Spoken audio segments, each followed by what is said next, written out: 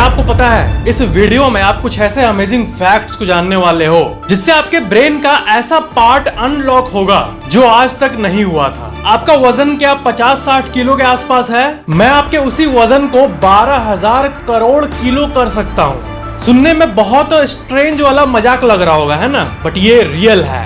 Actual infinite memory of the brain. कई लोग brain को स्टोरेज डिवाइसेस जैसे कि पेन ड्राइव और हार्ड डिस्क से कंपेयर करते हैं कि ब्रेन का स्टोरेज इतना जीबी है, इतना टीबी है, इतना पीबी है। मोबाइल है क्या? ब्रेन को डिजिटल डिवाइसेस से कंपेयर करना गलत होता है, बिल्कुल गलत। आपको पता होना चाहिए इंसानी दिमाग स्टोरेज डिवाइसेस के भी परे है। क्या आपको पता है कि आपके दिमाग के अंदर मौजूद जानकारी हमेशा वहीं रहती है, यानी एक भी ऐसा मोमेंट नहीं होता है आपके लाइफ का जो कि आपका दिमाग भूलता हो। हर एक मोमेंट का डेटा आपके माइंड में स्टोर रहता है। ब्रेन बस क्लासिफाई करता है कि कौन जानकारी आपके लिए इंपॉर्टेंट है और कौन सा यूजलेस है। बाकी जो मोमेंट्स है वो हमेशा रहते हैं। इसलिए आप नोटिस करना कि कोई पी लेगा, कुछ शॉट्स लगा लेगा, उसके बाद उसको 10-10 साल पुरानी बातें, पुरानी लाइंस, पुरानी किसी की हरकत याद आ जाएगी। बट वो नॉर्मल कॉन्शियसनेस में तो याद नहीं रहता, नॉर्मली वो आपको याद नहीं रहता, लेकिन वो ब्रेन में डीप लेवल पे मौजूद होती है, इसीलिए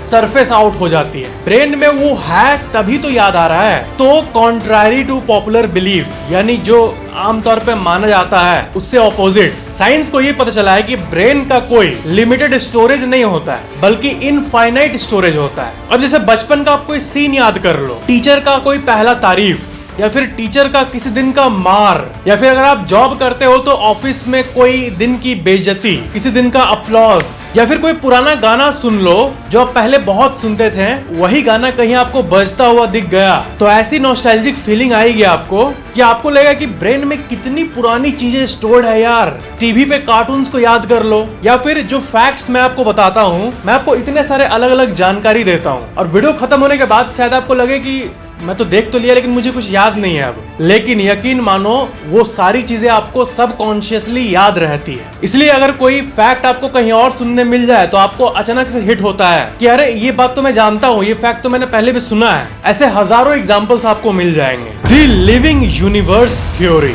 आपका शरीर असल में एक पूरे ब्रह्मांड की तरह है। उन माइक्रोस्कोपिक क्रिएचर्स के लिए जो कि आपके अंदर रहते हैं, उनके लिए आपका शरीर एक ब्रह्मांड की तरह है। आपके शरीर के अंदर पूरी एक दुनिया है, एक हैपनिंग दुनिया जिसके बारे में आपको कोई आइडिया नहीं है। लाखों microbes, trillions of living creatures, trillions of आत्माएं और न जाने क्या क्या। और इन माइक्रोस्कोपिक क्रिएचर्स के लिए आपका शरीर का फाइनाइट स्पेस ही एक ब्रह्मांड है। भले इस चीज के बारे में आपको आइडिया ना हो, पर आपका दिमाग जो कि आपके पूरे शरीर को कंट्रोल करता है, वो सब जानता है कि पूरे शरीर में क्या क्या चल रहा है, कहाँ कौन सा बैक्टीरिया क्या हरकत कर रहा है। तो आपका शरीर माइक्रोस्कोपिक क्रिएचर्स के लिए ब्रह्मांड है, ये तो आपने देख लिया। अब इमेजिन करो हमारे यूनिवर्स को। एक थ्योरी है जिसका नाम है द लिविंग यूनिवर्स थ्योरी, और उस थ्योरी के अनुसार ये पूरा ब्रह्मांड एक लिविंग ऑर्गेनिज्म है। ये पूरा यूनिवर्स अलाइव है और हम उसी के पार्ट हैं, हम उसी के अंदर रहते हैं। इस चीज को आपको बहुत डीपली फील करना होगा,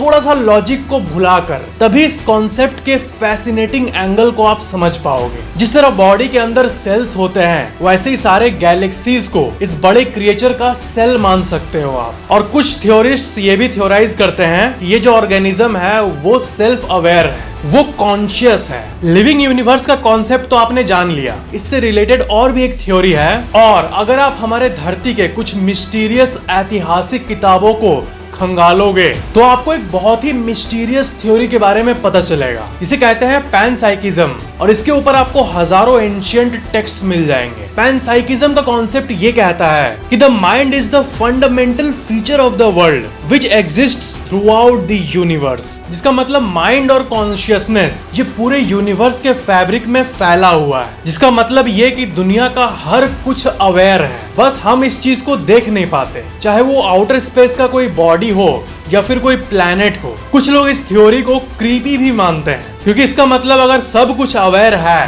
तो इसका मतलब हमारे आसपास की सारी चीजें हमें ऑब्जर्व कर रही है। इन बातों के बारे में जानकर जैसे हमारे ब्रेन का एक नया पोर्टल खुल जाता है। The scale of neutron star. तारे आसमान में बहुत अलग अलग प्रकार के होते हैं। जैसे व्हाइट स्टार्स यानी जवान तारे, रेड डॉर्फ स्टार यानी बूढ़े तारे, और तीसरा और सबसे खतरनाक तारा न्यूट्रॉन स्टार। ये तारे के वर्ल्ड का साइकोपैथ माना जाता है। न्यूट्रॉन स्टार हमारे ब्रह्मांड के सबसे घने ऑब्जेक्ट्स में से एक होते हैं। ये तारा कितना डेंस होता है इसको समझाने के लिए आपको एक एग्जांपल देता हूँ। मान लो न्यूट्रॉन तारे में से हम छोटा सा टुकड़ा तोड़कर ला दिए जिसका डायमीटर मात्र 700 किलोमीटर है, यानी वो मान लो इंडिया के इस रीजन पे रखा हुआ है। इंडिया के इतने एरिया को कवर कर रहा है कि न्यूट्रॉन स्टार का पीस। तो सिर्फ इतने ही बड़े न्यूट्रॉन स्टार का जो वजन होगा, जो धरती का मात्र इतना छोटा एरिया है, वो वजन अनबिलीवेबल है। उसका वजन सूरज का भी 2 गुना होगा। वो सूरज जो कि इतना बड़ा है कि उसमें 10 लाख धरतियां समा सकती है, उस सूरज के भी वजन से 2 गुना ज्यादा वजन इस न्यूट्रॉन स्टार का होगा, जो कि बस इतने एरिया में खड़ा है। अभी रियल मजेदार फैक्ट तो बाकी है। एक न्यूट्रॉन स्टार का टुकड़ा ले लो जो कि बस एक चीनी के दाने इतना बड़ा है, और उसको तराजू के एक साइड पे रख दो और तराजू के दूसरे साइड पे दुनिया के सारे लोगों को एक साथ रख दो, तो उस चीनी के दाने बराबर न्यूट्रॉन स्टार का वजन और दुनिया के सारे लोगों का वजन बराबर हो जाएगा। क्योंकि एक चीनी के दाने के बराबर न्यूट्रॉन स्टार का वजन होता है 400 मिलियन टन, यानी all of the humans combined के बराबर। और असल में इस तराजू में न्यूट्रॉन स्टार को रखेंगे तो वो दिखेगा ही नहीं बिल्कुल भी, इतने छोटे साइज के चलते, लेकिन उसमें से एनर्जी इतनी ग्लोइंग निकलेगी कि वो ह्यूज होगा। अभी और भी मजेदार बात तो बाकी ही है। इसका ग्रेविटी भी सुपर ह्यूज होता है। एक धरती के बराबर साइज का न्यूट्रॉन स्टार अगर हो तो उसका ग्रेविटी धरती के मुकाबले 2 बिलियन गुना ज्यादा होगा। यानी अगर न्यूट्रॉन स्टार के ऊपर मैं आपको खड़ा कर दूं तो धरती पे अगर आपका वजन 60 किलो है तो न्यूट्रॉन स्टार पे आपका वजन 12,000 करोड़ किलो हो जाएगा। थोड़ा सा वेट करके समझ लो इन बातों को। ये बातें इतनी स्ट्रेंज हैं कि नॉर्मल माइंड ग्रास्प ही नहीं कर पाता। Synaesthesia wonder.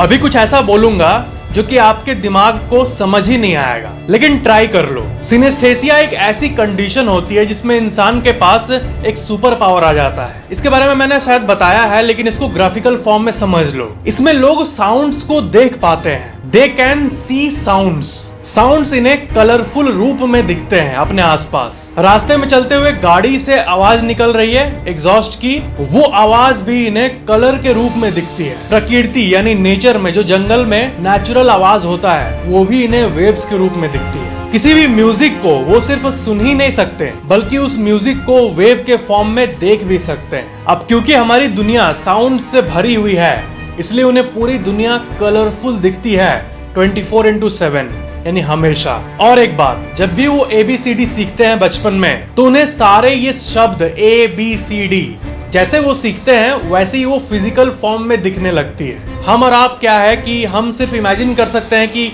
अल्फाबेट्स हमारे आसपास घूम रहे हैं, लेकिन ये लोग इसी को लिटरली अपने आसपास घूमते हुए देखते हैं। हालांकि आपको लग सकता है कि ये तो कितना कूल होगा, लेकिन थैंक्स बोलो कि ये कंडीशन आपको नहीं है, क्योंकि उन्हें कभी कभी ये फील होता है कि ये सारी विजुअल्स उन्हें दबोच रही है। The mysterious ever present sound.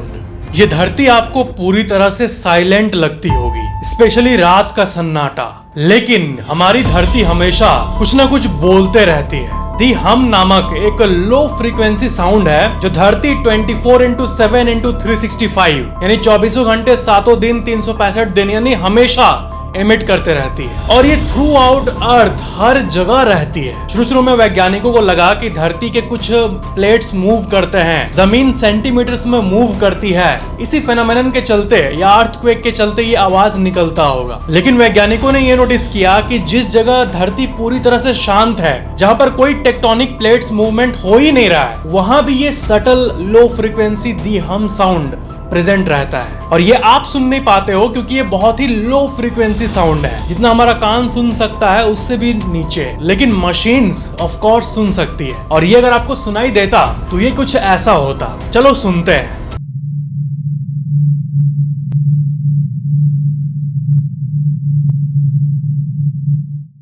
जो आपने सुना ये रियल दी हम का कैप्चर है, और ये कोई आम साउंड नहीं है बल्कि वो साउंड है जो हमारी धरती 24 घंटे हमेशा निकालते रहती है। और सबसे अमेजिंग बात कि सर्वेस के हिसाब से दुनिया में 4% लोग, 4% उतना भी कम नहीं है, 4% ऑफ द पॉपुलेशन इस साउंड को सुन सकता है नेचुरली। ये सबसे अजीब बात है। बाकी 96% ऑफ द पॉपुलेशन नहीं सुन सकता। मैं भी शायद उन्हीं 96% में ही से आता हूँ। मुझे तो शांति में कोई साउंड नहीं सुनाई देती है। Music culture of whales. Whales ये जो मछलियां हैं ये इतनी सिंपल नहीं है जितना आप सोचते हो। इसको अंडररेट करते हो आप इसको। वेल्स एक बाइट में 457,000 कैलोरीज खाती है। यानी ये ऐसा ही हुआ कि आप 4,700 रोटियों को एक साथ खा रहे हो, वो भी एक बाइट में। वेल का एक बाइट ही इतना होता है। और वेल्स के बारे में दूसरी फैक्ट कि ये लोग गाना भी गाते हैं आपस में, और एक एक गाना 20-20 मिनट का होता है। साइंटिफिक डिवाइसेस के जरिए इनके सॉन्ग को कैप्चर किया गया है, जो कि एक लो फ्रीक्वेंसी साउंड होती है। और एक वेल जब किसी फीमेल वेल को देखता है और अट्रैक्शन होता है तो मेल वेल 20-20 मिनट तक गाना गाता है उसके लिए। और जैसे हमारे दुनिया में गानों का ट्रेंड आता है, ट्रेंड जाता है, पुराने गाने आउटडेटेड हो जाते हैं, वैसे ही कल्चर इनमें भी पाया गया है। बहुत डीप बात है। वेल्स के कल्चर में भी इनका गाना बदल जाता है, फिर नया गाना आ जाता है इनमें। और आपको पता है फीमेल वेल्स अगर किसी मेल वेल को भाव नहीं देती तो वो मेल वेल भी सैड हो जाता है। वेल्स हमारे दुनिया के सबसे ओल्डेस्ट क्रीचर्स में से एक है। इनका एवोल्यूशन एक बहुत मिस्टीरियस टाइप से हुआ है। इन वेल्स का अपना ही एक दुनिया है जो कि इनके इमोशंस और वाइब्रेंसी से भरा हुआ है। Plastic eating enzymes. प्लास्टिक इस दुनिया का एक ऐसा विलन है जिसका हीरो आज तक नहीं आया है। प्लास्टिक हम इस दुनिया में अनकॉन्शियसली इस्तेमाल तो करते हैं इतना, लेकिन ये धरती के लिए एक बड़ा घाव बनता जा रहा है। पूरी धरती को एक एक्स्ट्रा ऑर्डिनरी लेवल पे प्लास्टिक गंदा कर रहा है। और प्लास्टिक का केमिकल कॉम्पोजिशन भी बहुत ढीठ होता है। लेकिन अब वैज्ञानिकों को कुछ ऐसा मिला है जिससे ये प्रॉब्लम सॉल्व हो सकती है, जो कि 1 टन प्लास्टिक को 7 दिन में खत्म कर सकती है। जिस प्लास्टिक को नेचुरली डिकम्पोज होने में 100 साल लगते हैं, वही काम अब 7 दिन में हो सकता है। इस एंजाइम का नाम है पेट-इज और इस पे कई रिसर्चेस हो चुके हैं। ये एंजाइम प्लास्टिक को ब्रेक डाउन कर देता है और प्लास्टिक के केमिकल कॉम्पोजिशन को तोड़ देता है। और रिसर्चर्स ने ये कंफर्म किया है कि यही एंजाइम प्लास्टिक्स को अपना असली औकात दिखाएगी। इस दुनिया के एक स्ट्रॉन्ग विलन से एक वीक कमजोर विलन, ये एंजाइम ही इन्हें बना सकता है। Weight of atmosphere. इसका विजुअलाइजेशन आप देखो एक बार। आप जब भी बाहर निकलते हो तो आपके सर के ऊपर जो हवा रहता है वो हजारों लाखों या करोड़ों किलो का नहीं होता है, बल्कि अरबों केजी का होता है। इस हवा का भी वजन होता है। और वैज्ञानिकों ने धरती के एटमॉस्फेयर का, धरती का पूरा कंप्लीट एटमॉस्फेयर का वेट निकालने की कोशिश की है। और धरती का जो एटमॉस्फेयर है उसका वजन है 5.5 क्वाड्रिलियन टन्स। यानी अगर हम अपने धरती के एटमॉस्फेयर को, हवा को सॉलिड रूप में इमेजिन करें कि हवा एटमॉस्फेयर सॉलिड है, तो धरती के ऊपर एक भारी ब्लैंकेट की तरह है जो धरती को पूरी तरह से घेरा हुआ है। The mind fill. पिछले वीडियो के कमेंट पढ़ने के समय मैंने एक कमेंट को पढ़ा था, ये देखो, सही है भाई, एक वीडियो अमेजिंग फैक्ट्स पे बनाओ। ये कमेंट अमेजिंग फैक्ट्स वाले ही वीडियो पे था, तो क्या उसमें मैं पनीर के। अब गजब बात यह है कि ये ट्रिक काम कर गया, जो कि मेरे को उम्मीद बिल्कुल भी नहीं था। माइंड फिल फेनोमेनन को सोच के मैंने इसको रॉन्ग रीड किया था, क्योंकि ये एक बहुत ही कॉमन शब्द से मैच खाता था। वहां लिखा गया था कि भाई अमेज़न फॉरेस्ट पे वीडियो बनाओ। आखिरकार जो साइंस कहा था वही हुआ। 99% लोगों ने नोटिस भी नहीं किया इसे, इतने बड़े टेक्स्ट को, क्योंकि प्रोनाउंसिएशन ने और आपके माइंड ने इसको ओवरशैडो कर दिया। यानी अब आप ये समझो, आपका माइंड का एक नेचुरल टेंडेंसी होता है किसी भी चीज को ऑटो करेक्ट करने का। अब जैसे इसको पढ़ते हैं एक बार, ये इसी फेनोमेनन को एक्सप्लेन करता है। Here is an example of lines where it's difficult for the brain to spot mistakes due to how our minds process information. The phenomenon where you don't notice the second you. अब देखो इस line को भी पढ़ा तो शायद कुछ ही लोग ने 2 बार यू है यहाँ, इसको पहले ग्लैंस में नोटिस किया होगा। जो डुप्लीकेट यू है उसको ब्रेन इग्नोर कर देता है। This example shows how our brains can automatically correct or overlook duplicate words. यानी ब्रेन को फुल्ली कॉन्शियस और अवेयर रखने से ही वो दिखेगा जो एक्चुअल में है, वरना हमारे जिंदगी में भी कुछ चीजें हमारे आंख के सामने होते हुए भी हमें नहीं दिखती। और इसी फेनोमेनन का यूज करके लोगों को मिसलीड करना भी आसान हो जाता है। सर्वाइवल तो उन्हीं का है इस वर्ल्ड में, एक्चुअल सर्वाइवल, जो फुल्ली अवेयर है। अब जल्दी से 2 मिनट के अंदर मैं आपके कुछ कमेंट्स पढ़ लेता हूँ। हेलो सर, मेरा भी एक क्वेश्चन है, क्या आप कोई एनिमे देखते हो या कार्टून? कौन सा देखते हो? Please reply. भाई डोरेमोन। कुछ लोग कहते हैं ब्लू शर्ट में मैं खुद डोरेमोन की तरह लगता हूँ। भाई क्या टाइम ट्रेवल पॉसिबल है? इफ है तो कैसे पॉसिबल हो सकता है एंड क्या क्या नीड होगी? पास्ट एंड फ्यूचर दो में ट्रेवल करना है। What are the material requirements and many more. Hope आप देखो। मटेरियल रिक्वायरमेंट्स मतलब आपको लगता है कि एक स्टेबलाइजर ला दो, एक स्पीकर ला दो या फिर एक कंप्यूटर ला दो, कनेक्ट करो, ये सब मटेरियल करने से टाइम ट्रेवल कर पाओगे? भाई टाइम ट्रैवल अभी तक इन्वेंट नहीं हुआ है। आप कोई भी दुनिया में कोई भी मटेरियल ला दो, क्वांटम मैकेनिक्स से जुड़े हुए कंप्यूटर, सुपर कंप्यूटर्स को भी ला दो, फिर भी टाइम ट्रैवल अभी तक नहीं ब्रेक हो पाया है। भाई लव यू फ्रॉम रांची। एक सवाल है, स्पेस पूरा डार्क है तो काहे सन उसमें लाइट क्यों नहीं लाता हऊ? सन स्पेस में लाइट इसलिए न लाता हऊ क्योंकि इस स्पेस के अनंत विड्थ या लेंथ के कंपैरिजन में सन कुछ भी नहीं है। एक सन क्या है? कुछ नहीं है। ये तो ऐसी बात हो गई है कि एक पूरे अंधेरे शहर में एक जुगनू लाइट क्यों नहीं कर देता पूरे शहर को। हाय भाई, स्पीच, वॉइस और साउंड में क्या डिफरेंस है? My name Rishi. स्पीच मतलब एक सेट ऑफ वर्ड्स, एक आर्टिकल जो कि आप माइक के सामने दे रहे हो, स्पीच देना। वॉइस मतलब आवाज, साउंड एक ब्रॉडर टर्म हुआ। इसमें आवाज, फालतू के साउंड, अच्छे साउंड सब आ जाते हैं। साउंड के अंदर वॉइस भी आता है और गार्बेज साउंड्स भी आते हैं। भाई आपका प्रॉपर्टी गिव अवे कर दो। What is rocket science? ये अच्छा सवाल है। लोग बोलते हैं अरे ये कर ले भाई, इसमें क्या रॉकेट साइंस है? तो रॉकेट साइंस का एनालॉजी क्यों दिया जाता है, उसका एग्जांपल क्यों दिया जाता है? इसीलिए क्योंकि रॉकेट साइंस एक्चुअली में बहुत कॉम्प्लिकेटेड है। एक रॉकेट बनाना है और आपको कुछ भी नहीं आता तो आपको इतने मोटे मोटे किताबों को पढ़ना होगा, तब जाके आप बना पाओगे रॉकेट। इसलिए किसी कॉम्प्लेक्स चीज में रॉकेट साइंस शब्द का यूज किया जाता है। यूट्यूब कितने स्टोरेज का है? ये बहुत इंटरेस्टिंग सवाल है। यूट्यूब में लगभग डेली बेसिस पे करोड़ों वीडियोस अपलोड होते हैं, फिर भी ये लोग इतना स्टोरेज बढ़ाते रहते हैं अपना। इनका डेटा सर्वर्स ह्यूज है ना। ये तो मानना पड़ेगा भाई, ये लोग जो इतना वीडियो होस्ट करते हैं और ये लोग नया स्टोरेज हमेशा ऐड करते रहते हैं। देखा जाए तो कोई ना कोई लिमिट तो होगा ना कि इसके बाद और वीडियो नहीं आ पाएगा, लेकिन क्योंकि इनका बिजनेस अच्छा चल रहा है, ये लोग कमा रहे हैं, तो उसी कमाई से ये लोग अपना स्टोरेज बढ़ाते जा रहे हैं। एक क्रिएटर जैसे कि मेरे को YouTube अनलिमिटेड स्टोरेज प्रोवाइड किया है, यानी मैं जितने चाहे उतना वीडियो डाल सकता हूँ। ये अपने आप में इतनी बड़ी बात है कि आप सोच भी नहीं सकते हो। जो डोमेन होस्टिंग इनके बारे में जानते होंगे उनको पता होगा कि कितना वैल्यूएबल है, क्योंकि स्टोरेज का भी कॉस्ट होता है और YouTube एक इनफाइनाइट स्टोरेज की जगह है लिटरली। ऐसा थोड़ी होता है वीडियो अपलोड करूंगा तो कहेगा कि storage full, please try again, वैसा नहीं होता है। फैक्टिक्स, अगर इंसान की रिवर्स एजिंग होने लगे तो क्या वो लास्ट में बोलना भी भूल जाएगा? गजब सवाल। अगर किसी बूढ़े को जवान बना दे और रिवर्स करते रहे तो क्या वो छोटा बच्चा बन के? वाओ, नहीं, ऐसा नहीं है ना। रिवर्स एजिंग आपके स्किन की बात हो रही है ना, थोड़ी आपके साइज को छोटा कर देगा क्या बोलना भूल जाओगे? आप दिल में आते हो, समझ में नहीं। आप लड़की होते तो आपके 100 मिलियन सब्सक्राइबर हो जाते। Love your videos.